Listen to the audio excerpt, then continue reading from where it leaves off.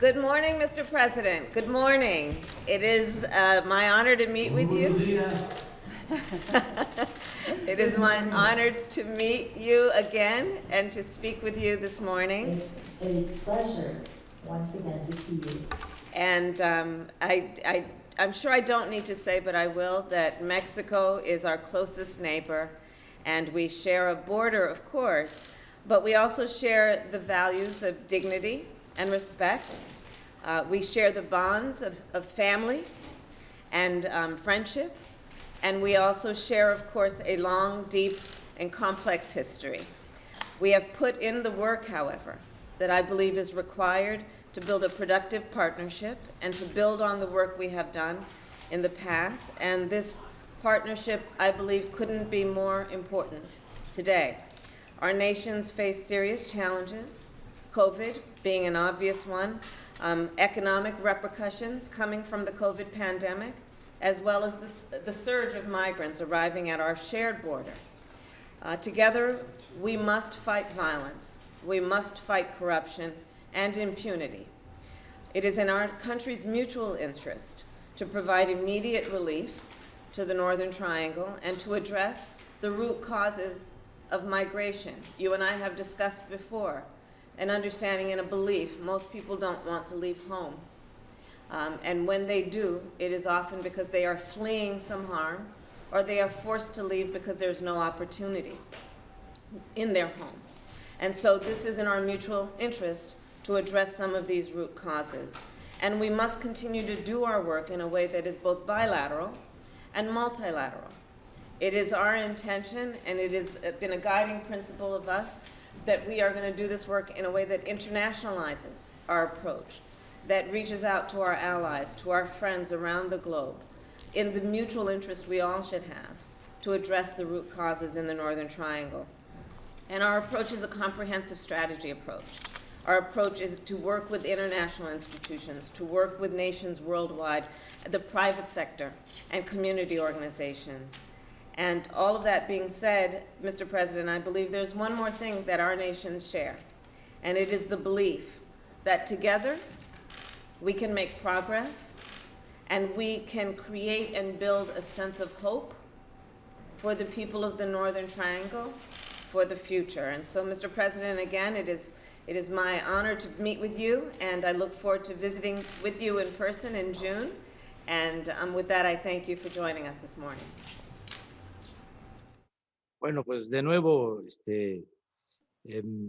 mucho gusto. Once again, it is a pleasure to see you again, and I celebrate this meeting.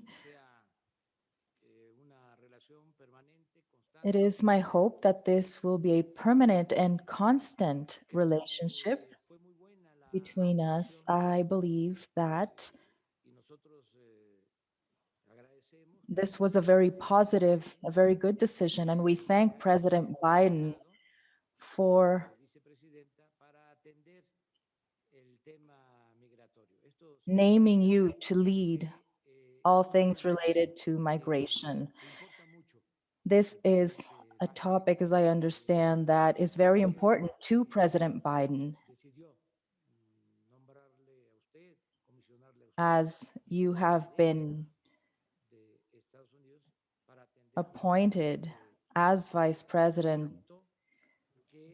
to lead all efforts regarding these issues. It is in our best interests, based on our political, historical, and friendship relations. Sometimes there have been differences among us. However, we have a common border that is over 3,000 kilometers long, and we need to understand one another and avoid fighting.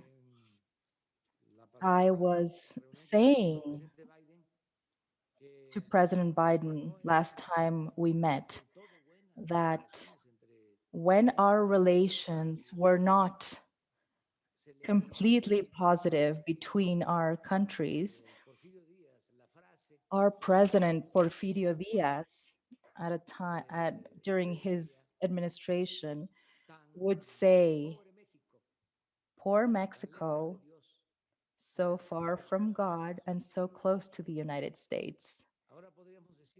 However, now we can say, because our relations are so much better, we can say, "Blessed Mexico, so close to God and not so far from the United States."